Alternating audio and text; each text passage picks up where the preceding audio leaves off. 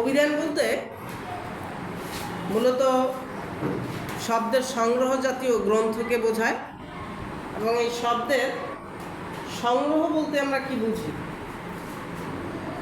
সংগ্রহ মানে কি? এটার ইংরেজি শব্দ কালেক্ট আর বাংলা শব্দ হচ্ছে সংগ্রহ। বলেন এই সংগ্রহ বলতে কি বোঝায়? পারবেন আপনারা?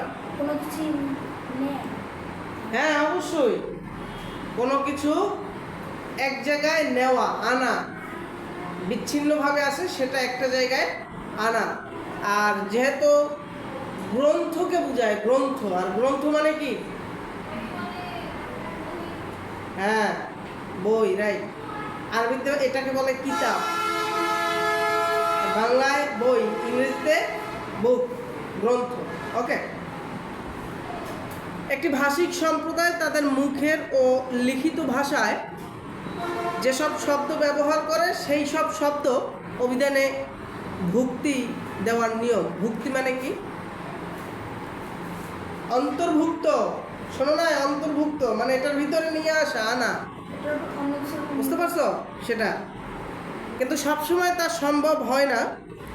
অভিধানে প্রতিটি শব্দের বিস্তৃত পরিচয় লেখা থাকে, যেমন শব্দটির উৎস কি, কিভাবে তা তৈরি হয়েছে, এর প্রাচীন ও বর্তমান ব্যবহার কেমন, এর উচ্চারণ কেমন, শব্দটি বিশেষ্য না বিশেষণ নাকি অন্য কোনো শ্রেণীর ইত্যাদি। অভিধান বানান শেখার জন্য বিশ্বস্ত গ্রন্থ। এই দেখেন, এর আগের যে পার্ট আছে আমাদের বাগর্থ কিংবা বানান, এগুলো কিন্তু এই অভিধানের ক্ষেত্রেই প্রযোজ্য বা অভিধান থেকেই আসছে, এটার সাথে সম্পর্কিত আর কি সেটা। আচ্ছা, বাংলা অভিধানের ক্ষেত্রটা আমরা নিয়ে আসি একটু। বাংলা অভিধান, এই বাংলা অভিধানের উল্লেখযোগ্য বিষয় হচ্ছে প্রথম বাংলা অভিধান কিন্তু বাঙালিরা লেখে নাই, এটা লিখেছে পর্তুগিজের একজন পাদ্রী, তার নাম হচ্ছে ম্যানুয়েল দা আসুনসাও। আসুনসাও, এটা একটু মনে রাখবেন সবাই, এটার নিচে একটু আন্ডারলাইন করেন, কোড করেন।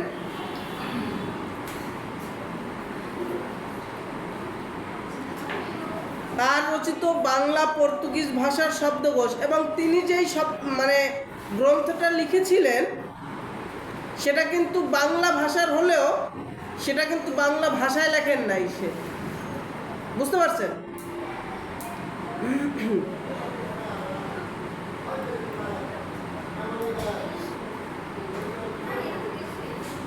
আচ্ছা দেখেন, 1743 সালে পর্তুগালের রাজধানী লিসবন থেকে প্রকাশিত হয় তার এই বইখানা। আর বইখানার নাম কি? ভোকাবুলারিও ইম ইডিওমা বাংলা ই পর্তুগিজ। বুঝতে পারছেন? আচ্ছা, কিন্তু 1817 খ্রিস্টাব্দে প্রকাশিত রামচন্দ্র বিদ্যাবাগীশ প্রণীত বঙ্গ ভাষা বিধানকে প্রথম বাংলা অভিধান হিসেবে গ্রহণ করা হয়। এটা কিন্তু ভেরি ভেরি ইম্পর্টেন্ট, এবং তার এই লেখাটা কিন্তু বাংলা ভাষায় লেখা ছিল। পরবর্তীকালে বহু বাংলা অভিধান প্রকাশিত হয়েছে এবং এখনও প্রকাশিত হচ্ছে। বাংলাদেশের অভিধান প্রণয়নে বাংলা একাডেমির অবদান গুরুত্বপূর্ণ। আপনারা জানেন বাংলা একাডেমি কত সালে প্রতিষ্ঠিত হয়েছে? আমরা বানানের ওইখানে পড়েছিলাম মনে হয় 1955 সালে। কত সালে? 1955 সালে বাংলা একাডেমি প্রতিষ্ঠিত হয়। সেটা বাংলাদেশে অভিধান প্রণয়নে বাংলা একাডেমির অবদান অত্যন্ত গুরুত্বপূর্ণ। ইতিমধ্যে বাংলা একাডেমি থেকে বাংলা ভাষার অভিধান ছাড়াও বেশ কিছু বিশেষায়িত অভিধান আছে, যেমন বানান অভিধান, উচ্চারণ অভিধান, বিজ্ঞান অভিধান, ঐতিহাসিক অভিধান, বাংলা ইংরেজি দ্বিভাষিক অভিধান ইত্যাদি প্রকাশিত হয়েছে। তো অভিধানে আসলে শব্দভুক্তির কিছু নিয়ম আছে। শব্দভুক্তি কিংবা শব্দ অন্তর্ভুক্ত আমরা যেটাই বলি না কেন, বাংলা ভাষায় মূলত ব্যঞ্জনবর্ণ এবং স্বরবর্ণ এই দুইটা ভাগে যে ভাগ আছে। ব্যঞ্জনবর্ণ আছে কয়টি? আমরা পড়েছিলাম বর্ণমালা ওই জায়গায় ব্যঞ্জন বর্ণ কয়টি আর স্বরবর্ণ কয়টি মনে আছে? কয়টি? জি, ব্যঞ্জন বর্ণ কয়টি আর স্বরবর্ণ কয়টি?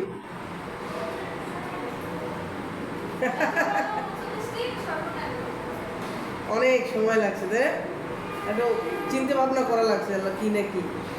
আচ্ছা, ব্যঞ্জন বর্ণ 39টি, একদম সেখানে ওই যে চন্দ্রবিন্দু পর্যন্ত, আর স্বরবর্ণ হচ্ছে 11টি। তবে মৌলিক ব্যঞ্জন কয়টি? হ্যাঁ, আর মৌলিক স্বর বর্ণ কয়টি? হ্যাঁ বলেন। হ্যাঁ, বা বাংলা ভাষায়, হ্যাঁ রাইট, থ্যাংক ইউ। আর ব্যঞ্জন 30টি। ব্যঞ্জন কয়টি? 30টি। মোট কয়টি হইল? 37টি নাকি? আচ্ছা,